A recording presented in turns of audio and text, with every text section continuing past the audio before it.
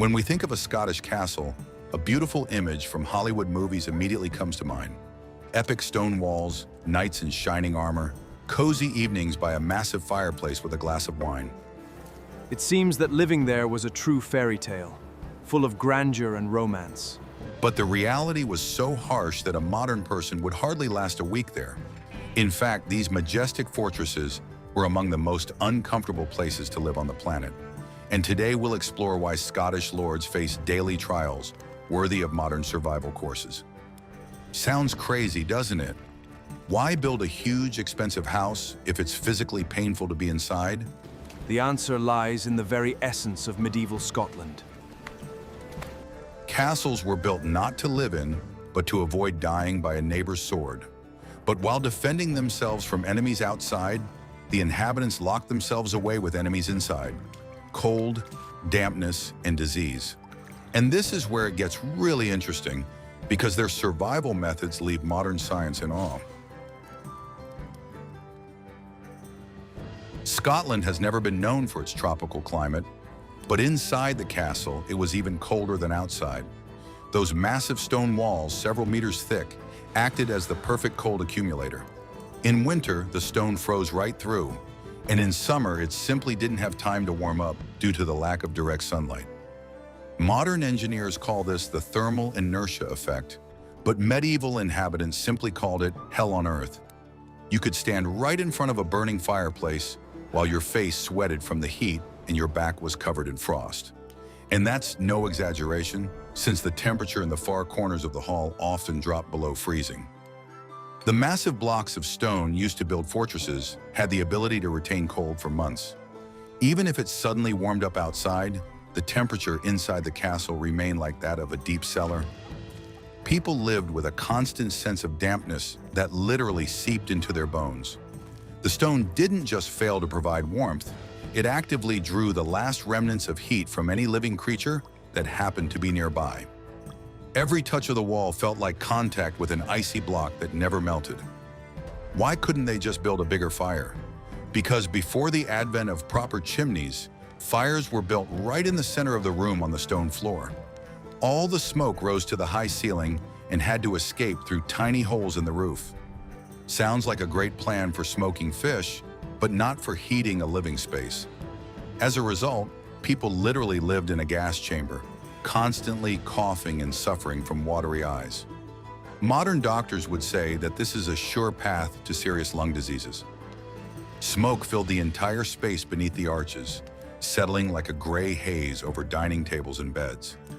Due to the lack of draft, most of the heat simply escaped through the hole in the ceiling, never reaching the people below. To avoid suffocating, they had to keep the doors open, which let in fresh batches of icy Scottish air. It was a vicious cycle. Either you froze in the clean air, or you warmed yourself in a thick, suffocating fog. Life under such conditions turned ordinary daily life into a daily struggle for every breath of air. To retain at least some warmth, the lords hung those very famous tapestries on the walls.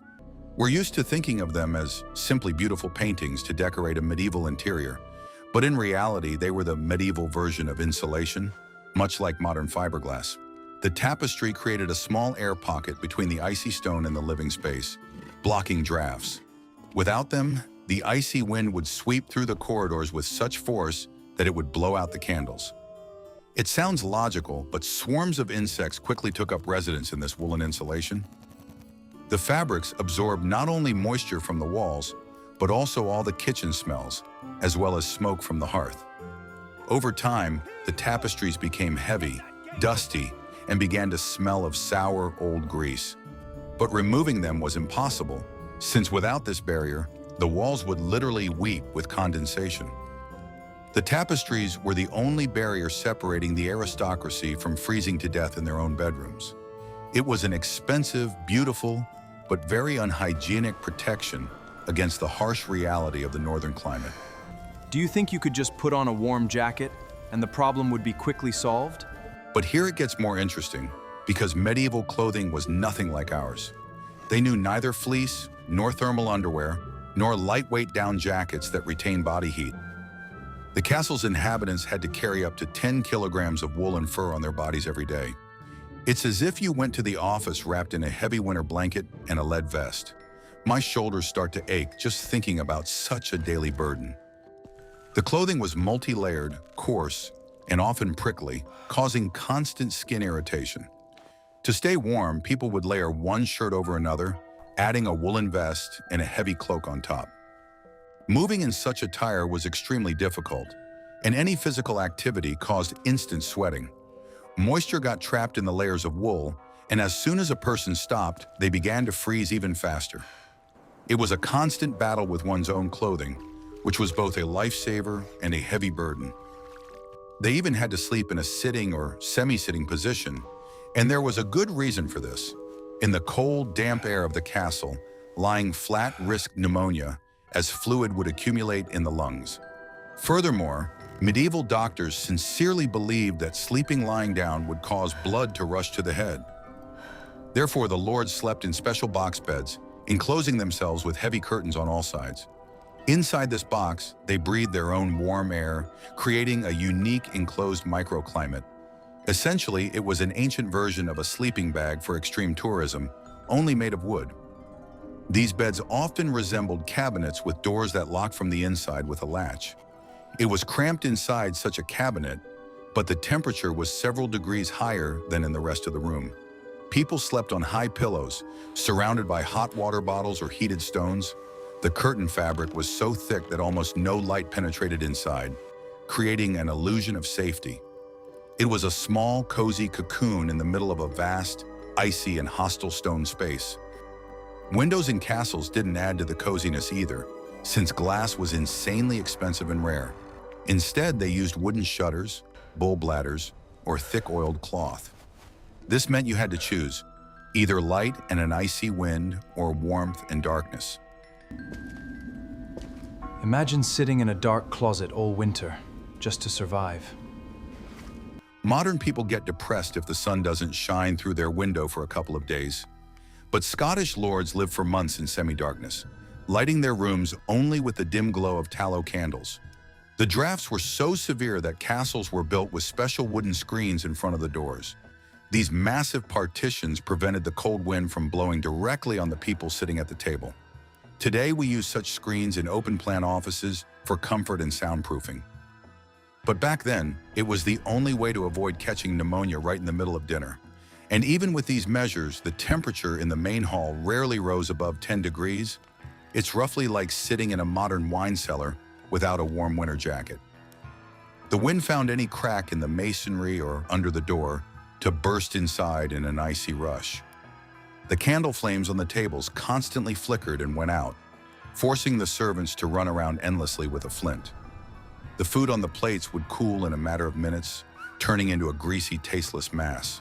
The lords had to eat very quickly while the meat was still warm. The feasts we imagine as merry celebrations were often a struggle for survival in conditions of extreme cold. But the worst was yet to come, when the long, drawn-out autumn rains arrived in Scotland. The humidity inside the castle reached such levels that water literally streamed down the walls.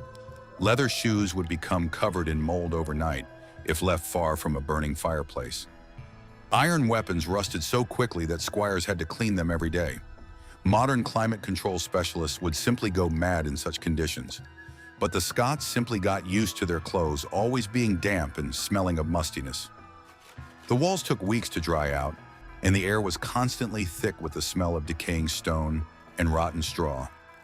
Bedding became sticky and cold, making rest a real torment.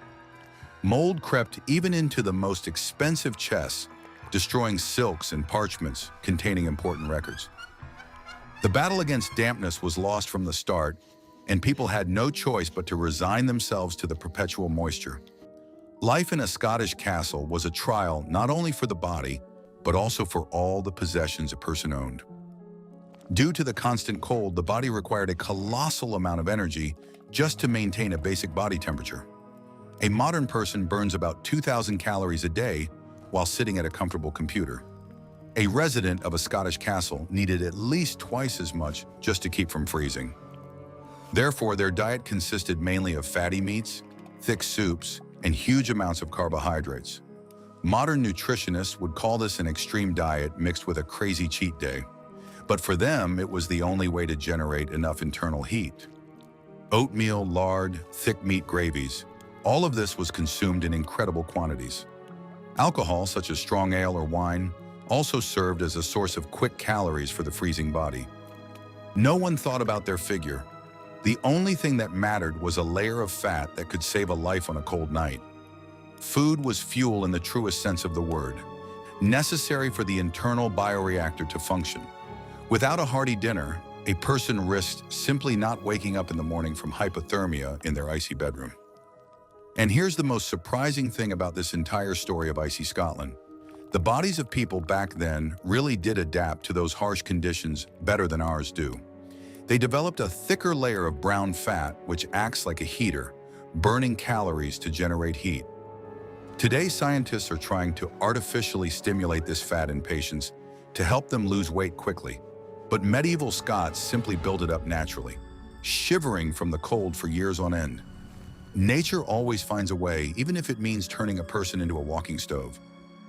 This internal mechanism allowed them to withstand temperatures at which a modern person would quickly fall ill. Blood circulated more actively, and blood vessels adapted to sudden shifts between heat and cold. People were hardened by life itself, knowing no other, more comfortable conditions of existence. Their endurance was the result of centuries of natural selection in the conditions of the eternal Scottish frost. And though they froze, they continued to build their great castles and fight for their land. The issue of toilets in a Scottish castle deserves special attention because it was a true engineering nightmare. Medieval builders devised latrines, which were small rooms with a hole in the floor. All waste flowed down the walls directly into the moat or a cesspit at the base of the fortress. It sounds like a simple and effective disposal system, but in reality, it created an unbearable stench. In the summer, the smell from these walls was so overpowering that it was difficult to approach the castle. These toilet towers often jutted out from the castle's main wall, so that waste would fall as far away from the foundation as possible. However, the wind often carried splashes and odors along all the windows and battlements of the fortress. No one regularly cleaned these areas, relying instead on rain and the forces of nature. Over time, dark streaks formed on the stones, serving as an excellent landmark for enemy scouts. Sanitation was sacrificed for the sake of structural simplicity, which made life in the castle at times unbearable. Now imagine what happened when the wind blew toward those very toilet openings. All that stench was blown back into the castle's living quarters by a powerful gust of air. That is precisely why the toilets were called wardrobes, since people often hung their clothes there. The ammonia from the waste killed fleas and moths, protecting expensive woolen fabrics from pests. Modern dry cleaning uses complex formulas, but the Scots simply hung their cloaks over the cesspit. It was a strange form of symbiosis. Human waste helped preserve valuable property from destruction by parasites. The smell that permeated the clothes was considered normal, and even, in a sense, a status symbol. If you didn't smell like a wardrobe, it meant you probably didn't own expensive wool that needed protecting. This shocks modern sensibilities, but in the Middle Ages, practicality always took precedence over comfort. A smelly raincoat was better than one eaten by moths over a single winter. Inside the castle, the situation with odors was no better than outside. To mask the stench in some way, the floors were covered with a layer of reeds, fragrant herbs, and lavender. But beneath this top layer, food scraps, dog feces, and spilled beer accumulated. This bedding was changed very rarely, sometimes only a couple of times a year. Walking on a carpet of rotting food, it sounds like a modern health inspector's worst nightmare. Over time, the lower layers of this vegetation turned into a rotten, damp mass teeming with life. Fly larvae bred there, mice scurried about, and decades of dust accumulated. When someone walked across such a carpet, clouds of spores and acrid fumes rose into the air. The fragrant herbs on top only slightly softened the blow to the sense of smell, but did not solve the problem of contamination. People literally walked through the history of their past meals and domestic incidents. Speaking of dogs, they lived right in the main hall alongside the people. They slept by the fire, ate discarded bones, and relieved themselves right there. This turned the castle floor into a veritable biological time bomb. But the lords didn't chase their pets away because the dogs served as excellent foot warmers on cold nights. You put up with the unsanitary conditions, and in return you get a living, furry radiator to warm your feet. Go on, get away from the fire. Fleas from the dogs readily jumped onto people, becoming part of the castle's overall ecosystem. Nevertheless, the animals' loyalty and warmth were valued far more highly than sterile cleanliness. In the cold world of the castle, a dog was not just a friend, but an essential part of the heating system. Bathing in those days was an incredibly difficult and expensive luxury. To fill a hot bath, one had to carry hundreds of liters of water up steep stairs and heat it.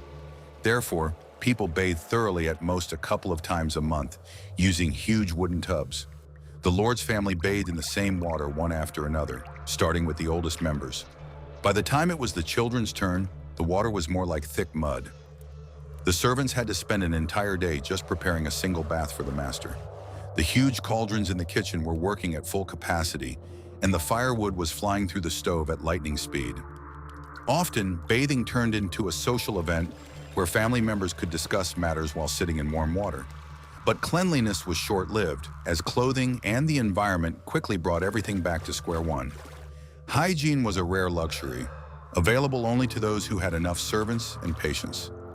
On the other hand, medieval people paid great attention to washing their hands before eating. This wasn't a matter of hygiene as we understand it. They simply ate communal food with their hands. Reaching into a communal bowl with dirty fingers was considered a terrible insult to the other guests. Therefore, servants always brought basins of scented water before the start of every banquet. Modern etiquette requires the use of a fork, but they simply rinsed their hands before grabbing the meat. The hand-washing water was often infused with rose petals or mint to remove unpleasant everyday odors. It was a ritual that emphasized respect for fellow diners and for the very act of receiving nature's bounty. Even in the harshest conditions of Scotland, table manners were strictly observed. Dirty hands could lead to a serious quarrel or even a challenge to a duel. Thus, hand cleanliness became more important than overall bodily cleanliness due to the peculiarities of medieval dining etiquette. Laundry in a Scottish castle was a form of medieval extreme. Soap, as we know it today, was virtually non-existent, so stagnant urine was used to remove stains. It contained ammonia, which effectively broke down grease and dirt on woolen fabrics. Laundry maids literally trampled the clothes with their feet in vats of this foul-smelling liquid all day long. Your modern laundry detergent scented with alpine meadows is pure magic compared to this. After this treatment, the clothes were rinsed for a long time in cold river water to get rid of the smell as much as possible. Drying clothes in the constant Scottish rain took several days and required constant attention. Fabrics quickly wore out from such harsh washing and became rough to the touch. The laundress's job was one of the hardest and most despised, but without her, the castle would simply have been buried in filth. It was hard physical labor in conditions of constant dampness and unpleasant chemical fumes. Because of these conditions, parasites were constant companions even to the wealthiest and most noble lords. Fleas, lice, and bedbugs lived in beds, clothing, and the luxurious tapestries on the walls. To escape them at night, people slept in thick linen caps and shirts. Unlike wool, linen could be boiled, which helped kill insect eggs. In essence, nightwear was the only barrier between a person and an army of hungry bloodsuckers. People used special combs made of ivory or wood to relieve the constant itching under their wigs and clothing. Even kings did not hesitate to scratch themselves in public, as everyone, without exception, had parasites. It was a shared misfortune that united the beggar and the Grand Duke in their daily discomfort. The constant presence of insects kept people on the move and prevented them from relaxing. Parasites were as much a part of life as the weather outside or taxes to the Lord. It sounds as if everyone should have died of infections in their first year of life, but this is where things get most interesting for modern immunologists.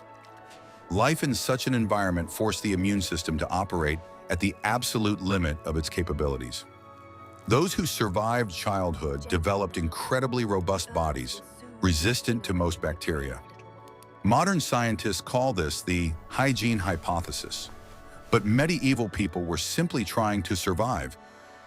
Their bodies were hardened by contact with the earth, animals, and not so clean water from an early age. The microflora of medieval humans was much richer and more diverse than that of our contemporaries. The body learned to recognize threats instantly and nip them in the bud. This doesn't mean they never got sick, but their resistance to common infections was simply phenomenal. Only the strongest survived, shaping the nation's gene pool under the harshest conditions of natural selection. Of course, the lack of proper sanitation led to frequent epidemics during sieges. When the castle was surrounded by enemies, garbage removal and toilet cleaning came to a complete halt. After a month of siege, disease claimed more soldiers' lives than the enemy's arrows and swords. It is not the strongest army that wins, but the one that suffers less from dysentery. As a result, the main enemy was not hiding behind the fortress walls, but right under the feet of its defenders. The confined space of the fortress turned into an incubator for infections transmitted through water and food. Wells could be poisoned by decomposing matter, leading to immediate surrender. Commanders often feared a shortage of clean water more than a direct assault on the walls by the enemy. The history of many great battles is, above all, a history of the struggle against invisible bacteria under siege conditions. Sanitary discipline was often more important than military valor for maintaining the garrison's combat effectiveness. The diet in a Scottish castle differed greatly from what we see at modern festivals.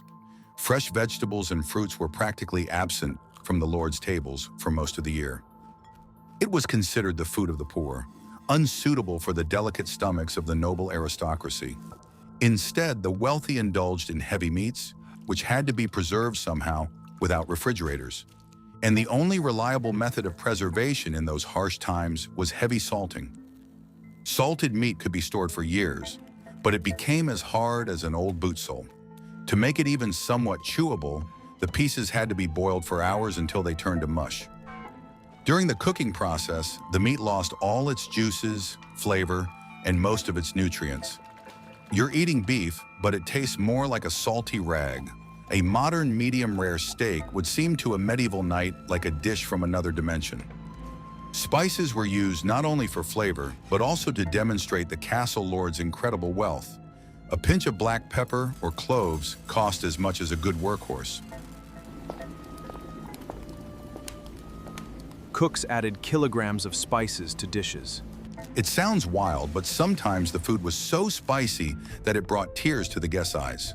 Today we brag about expensive cars, but they bragged about being able to eat pepper by the handful.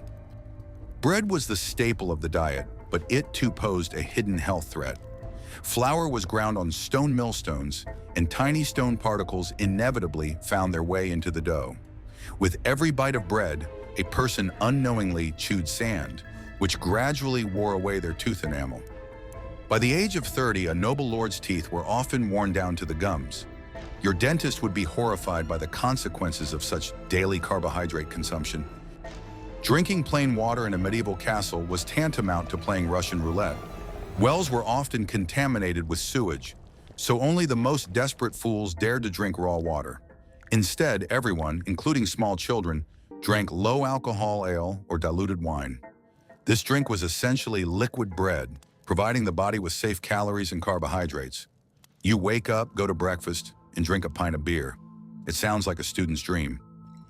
Because of such a meager diet, castle dwellers constantly suffered from severe vitamin deficiencies. Scurvy was a common ailment even among kings, causing weakness and bleeding gums. Modern medicine knows that a single orange or some sauerkraut can solve this problem, but the Scots considered raw vegetables dangerous and boiled them until all the vitamins were completely destroyed. Their diet was incredibly expensive, but from a nutritional standpoint, it was an absolute failure. During days of religious fasting, which accounted for about half the year, meat was strictly forbidden. It was replaced with fish, which was also salted or dried until it was as hard as a wooden plank. Dried cod had to be pounded with hammers before being thrown into a boiling cauldron. The smell of boiling salted fish permeated the entire castle, seeping into the walls and clothing and clinging there. My senses refused to even imagine this gastronomic horror in a confined space. In medieval Scotland, sugar was not considered a sweet but a genuine medicinal remedy. It was sold in pharmacies in tiny portions to treat digestive problems and weakness. Wealthy lords sprinkled powdered sugar on meat to show their status to guests. This led to even greater dental problems, which were already caused by stone-hard bread. Today, sugar is called the White Death, but back then it was the elixir of life for the elite. Meal portions at the castle were enormous because the body needed fuel to stay warm. A lord could consume up to 5,000 calories a day and still remain slim. All that energy went toward fighting the cold, heavy clothing, and sword training. Congratulations, you eat like a professional powerlifter, but look like a tired marathon runner. Roman legionnaires also consumed a lot of carbohydrates, but at least they were warm. In the end, the kitchen of a Scottish castle was a factory for producing heavy, monotonous food. Cooks toiled over open fires for days on end, choking on smoke and unbearable heat. They fed hundreds of people, from stable hands to distinguished guests, using the simplest of cauldrons and spits. And despite all the lord's wealth, his diet was killing him more slowly than an enemy's sword. Sometimes having less money and eating fresh turnips was better for your health.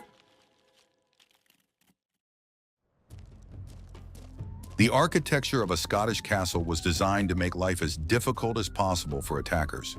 But there is one caveat: it made life just as difficult for the inhabitants themselves. The staircases were built as narrow spiral staircases, rising steeply clockwise. This was done to make it difficult for enemies to swing a sword with their right hand while climbing. A brilliant military solution, but absolutely unbearable for everyday peaceful life in the fortress. Imagine a narrow stone shaft where two people can barely pass each other. The steps were slippery from perpetual dampness, and handrails were non-existent. Every trip from the dining hall to the bedroom turned into a dangerous climb up a vertical wall. You had to constantly maintain your balance, clinging to the cold masonry stones. The architects deliberately created a space that was hostile to anyone who chose to move through it. Every day, the castle's inhabitants had to climb up and down these stone traps dozens of times. The height of the steps was deliberately varied so that an enemy would stumble in the dark during an attack. You walk to your bedroom, stumble, and tumble down the sharp stones. Servants carrying heavy buckets of water and firewood suffered from chronic knee pain. Modern fitness on a stair climber is a light warm-up compared to their daily routine. This difference in step height of just a couple of centimeters was deadly for those in a hurry. It was impossible to get used to such a walking rhythm. The brain was constantly on edge. There was almost no lighting on the stairs, and people relied on muscle memory and intuition. Falls were commonplace, and few castle residents were without scars from encounters with sharp corners. Moving around the castle was like an endless weight training session. The doors were made of thick oak and reinforced with heavy wrought iron strips. The door hinges were constantly rusting from the humidity and emitted a piercing screech, resisting any movement. Every time you opened the door, it turned into a chest press, engaging the muscles of your back and shoulders. There were no light partitions in the castle. Everything was massive, oppressive, and incredibly heavy. Even the furniture required the combined strength of several people just to move it a couple of centimeters. You lived in a world where every object demanded a display of physical strength from you. Because of the thick stone walls, there was always a peculiar acoustic hum inside the castle. It sounds strange, but the sounds of footsteps, the clang of weapons, and the shouts of servants echoed through all the corridors. Stone reflects sound perfectly, so silence in the castle was an unattainable luxury. You try to fall asleep, but the guards on the floor below have decided to play dice. Living in a place like this is like living inside a giant drum that's constantly being beaten. But the real test for the psyche came during the long months of enemy sieges. The castles were impregnable from the outside, but inside they turned into stone prisons for their owners. Hundreds of people were herded into a confined space, along with animals and food supplies. Stress and claustrophobia reached such heights that people began to lose their minds. It's similar to modern isolation, only with the threat of being killed at any moment. The air became heavy and stale from the sheer number of creatures in a confined space. Living side by side with horses and cows on the lower decks added the distinct smells of a barn to the mix. People slept literally on top of one another, losing the last remnants of their human dignity. Every day of waiting for the assault wore on their nerves more than direct combat with swords. The siege was a test not of weapons, but of the human mind's ability to withstand the pressure of enclosed walls. During the siege, water had to be strictly rationed, as the well could run dry. Bathing was completely canceled, and washing clothes became an unthinkable waste of precious water. People began to smell so badly that the enemies outside the walls could probably smell it on the wind. Under such conditions, any scratch could lead to blood poisoning and a painful death. You are safe from arrows but completely defenseless against microscopic bacteria. The limited space also led to the rapid depletion of food supplies. First, they ate all the fresh animals, then switched to tough, salted meat and old grain. When even that ran out, rats, leather belts, and even shoes were used. Boiling a leather boot to make broth sounds like a comedy, but it was a cruel reality. It was one of those cases where hunger literally forced people to eat their own wardrobe. The flour in the cellars was covered in mold and swarming with weevils, but they used it anyway to bake bread. People's stomachs grew accustomed to the most disgusting food imaginable. The feeling of constant hunger overshadowed all other emotions, turning noble warriors into shadows of their former selves. Every crumb counted, and stealing food during the siege was punishable by immediate death. It was a world where morality gave way to the primal desire to simply swallow anything at all. Physical deterioration under siege conditions occurred at an alarming rate. Without sunlight or proper food, the soldiers lost muscle mass and grew weaker. Modern sports medicine tells us that without protein, muscles begin to break down. The defenders stood on the walls, barely holding their heavy crossbows with trembling hands. The fortress remained strong, but the people inside it were slowly turning into living ghosts. Their skin turned sallow and their eyes sank deep into their sockets from chronic malnutrition and exhaustion. Their knees buckled with every climb up the wall, turning routine duty into a feat of heroism. Men lost their ability to react quickly, becoming easy prey for the enemy's fresh forces. Even the mightiest tower was useless if its defender lacked the strength to draw a bowstring. The siege squeezed every last drop of life from a man, leaving only an empty shell driven by fear. Moreover, the constant tension and anticipation of an attack were destroying the nervous system. The guards stared into the darkness of the night, waiting to see scaling ladders and the glint of swords. This chronic sleep deprivation and stress led to paranoia and hallucinations among the sentries. You haven't slept for 3 days, and every bush beyond the moat looks like a squad of enemies to you. Psychologists today would call this a severe form of combat post-traumatic stress disorder. Any rustle of a stone or cry of a bird was perceived as the start of the final assault. People stopped trusting one another, seeing betrayal in every suspicious movement. The brain, exhausted by lack of rest, began to conjure up images of horror right before their eyes. Commanders had to resort to the harshest measures to maintain even a semblance of order. It was a psychological war of attrition in which there were no winners. In the end, the castle was a magnificent machine of war, but a terrible home for humans. The architects sacrificed comfort so that the walls could withstand the impact of a battering ram.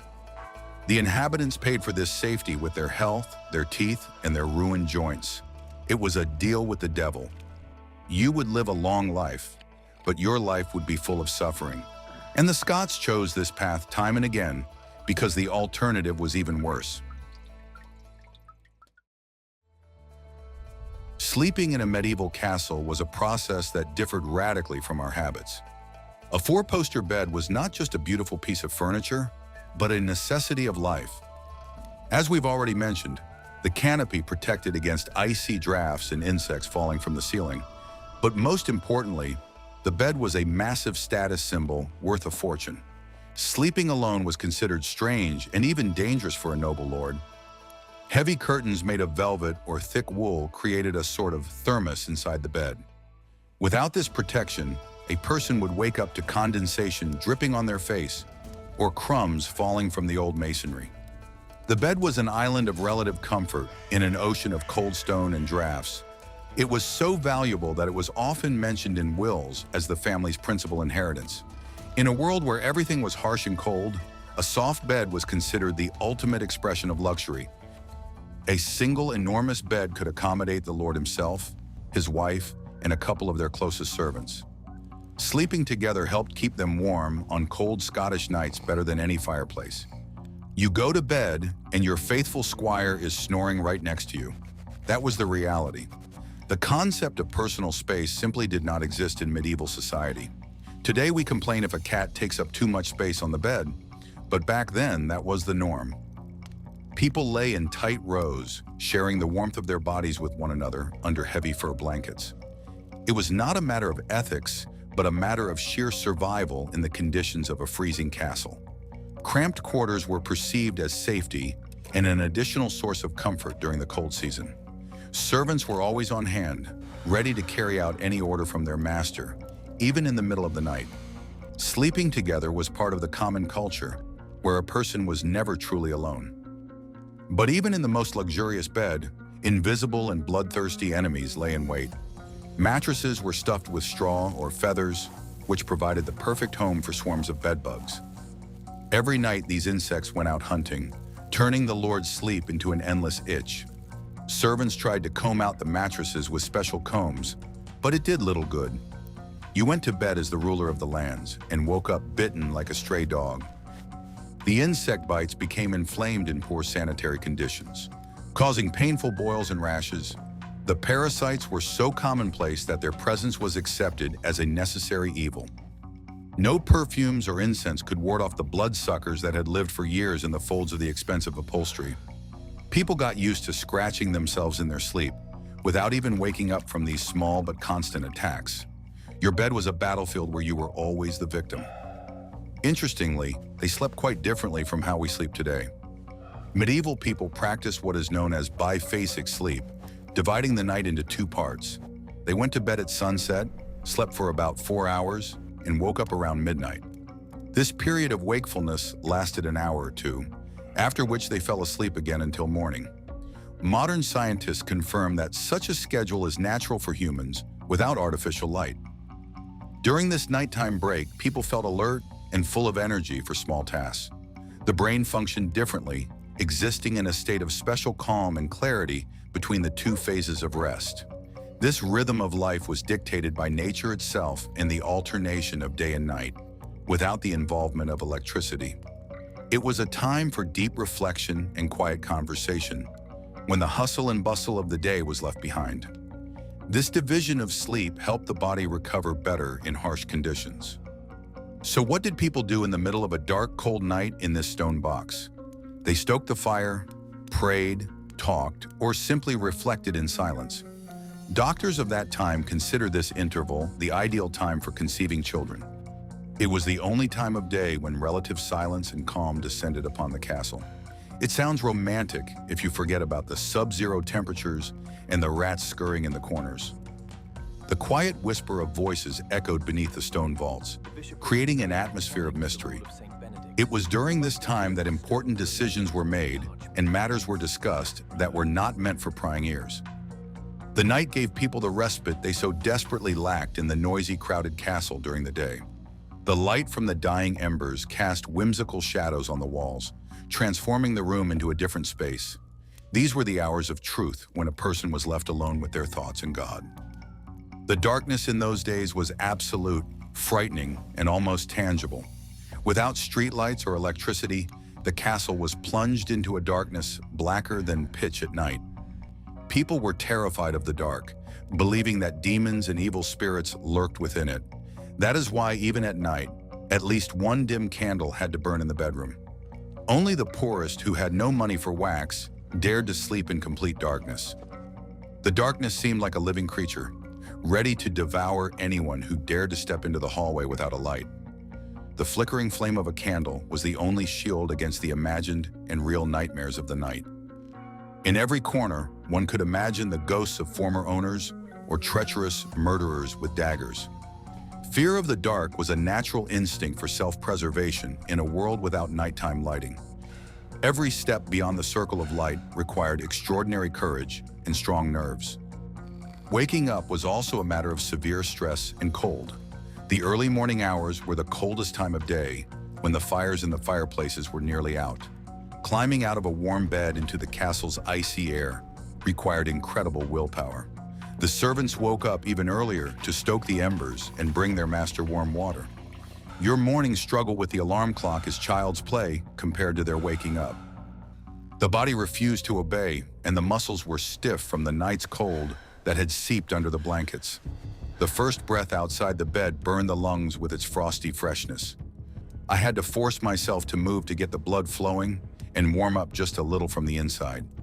Every morning was a small victory of the spirit over the weakness of a body pampered by sleep. The anticipation of warmth from a fresh batch of firewood was the main motivation for starting the day as soon as possible. I had to get dressed quickly so as not to get chilled right in the bedroom. Woolen stockings, heavy tunics, and leather belts were pulled on with trembling hands. All the clothes smelled of smoke, stale sweat, and lavender to ward off moths. There was no prospect of a fresh shower or hot coffee in the morning. Instead, the Lord drank a mug of warm ale and went to check on the guards on the walls. Layers of clothing were thrown on top of one another in a hurry before the precious warmth of the body could escape. The boots were stiff and cold, taking time to mold to the foot and warm up. The smell of smoke would become your second skin, accompanying you from birth to death. Morning ale was the only way to quickly get a dose of calories and dull the sensation of cold a little. The day began with routine tasks that left no time for self-pity. Night watch was the most hated duty for the soldiers of the fortress garrison. Standing motionless in the icy wind for several hours straight was torture. Many sentries fell asleep standing up, leaning on their spears from sheer exhaustion. If the commander found a sleeping sentry, the punishment was swift and extremely brutal. After all, a single sleeping guard could cost the lives of everyone living in this enormous castle. The wind on the ramparts was so strong that it seemed it could blow a man down into the moat. Fingers froze to the spear shaft, and eyes ached from constantly peering into the impenetrable fog. One had to keep moving constantly to avoid turning into an ice statue before dawn. Every minute on duty dragged on forever, testing the warrior's endurance and devotion to duty. The night was a time of utmost vigilance when the price of a mistake was too high. So the night in a Scottish castle was not a time for rest, but another trial. A trial of cold, fear of the dark, and battling insects in one's own bed. They knew no restful sleep, waking up exhausted and weary every morning. But it was precisely these harsh conditions that shaped the character of those famous, rugged Highlanders. Victory goes not to the one who sleeps soundly, but to the one who is ready to fight even without a good night's sleep. So why was life in a Scottish castle so dreadful? Because these fortresses were built to ensure the survival of an entire dynasty, not for the comfort of any single individual. Every cold wall, every steep step, and every dark corridor served a single purpose: security. People sacrificed their health, warmth, and comfort to prevent their homes from being seized by enemies. A modern person would have fled on the very first day, cursing the cold and unsanitary conditions. But for the Scots, this was simply everyday reality, which they coped with brilliantly. By studying their way of life, we realize just how much our standards of living have evolved.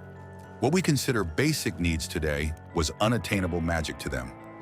Yet their bodies adapted to unbearable conditions in ways modern biohackers could never have imagined. They found ingenious solutions to problems using only stones, wool, and their own endurance. And the next time you complain about slow internet or a chilly office, just think of them. Think of the people who considered a piece of salted meat and an icy draft a sign of a successful life.